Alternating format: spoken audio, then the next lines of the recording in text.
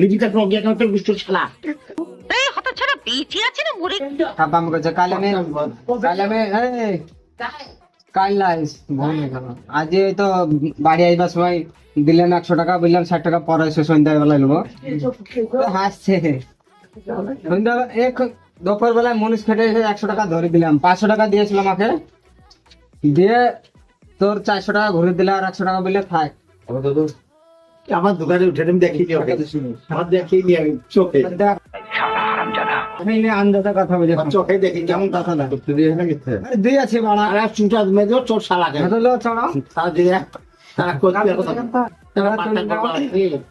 এবং কিছু মাথা গরমা লাগে পয়সা দিয়েছি না কি সত্যি কথা তোমার হ্যাঁ দিয়ে দিয়েছে পয়সা আমার নগর মাঠে আমার দম অনেক দূর যাবো নাকি মনীষ খেটে এসে আগে পাশায়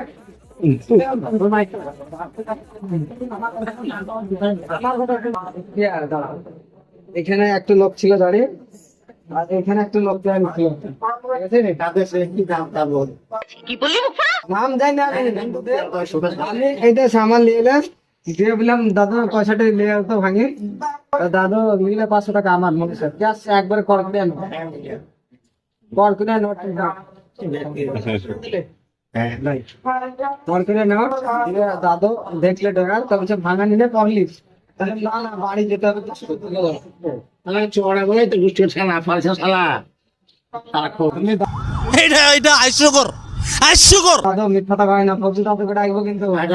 বিচার করবো বলছিস না আমার শাস্তি ছেলে ভিন্ন মাঠে মাঠ বসে আছে তোমার শাস্তি ছেলে তুমি এই কথা বলছে ভিন্ন শালা খোঁজ আচ্ছা मजा नहीं आ रहा है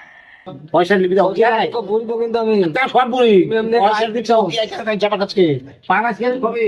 না কেনটা দিয়েছি না সত্যি কথা বল ঠিক আছে দাদু বলে যে তো আমার বেতন ভাই খোঁজ আচ্ছা এই তোমার এই ফালতু কথা শোনার টাইম আমার নাই পয়সা দিয়েছি না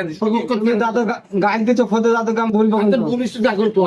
অবস্থা তোমার সাক্ষী ছেলে শালা আমাকে তো তুমি গাইল দিয়ে কে হ্যাঁ শালা বলো তুমি সব বলবো। না তুমি বলতে হবে না বলে হয়তো বলা হবে শালা বলা হবে দাদু এই রাতে আছে না তুমি পয়সা দিয়ে দিয়ে রাখা তো না পয়সা 500 টাকা দিয়েছে ঘুরে দাও 60 টাকা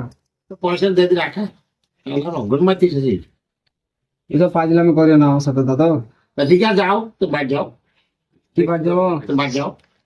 তা পয়সা দাও ওখানে লাগাবো না আমি সুখের গেলে দেখবো ঠিক তা আমার 60 টাকা ঘুরে দেবো না আছে তো লিপিটা প্রজ্ঞা কেন তোর গুষ্ঠ ছালা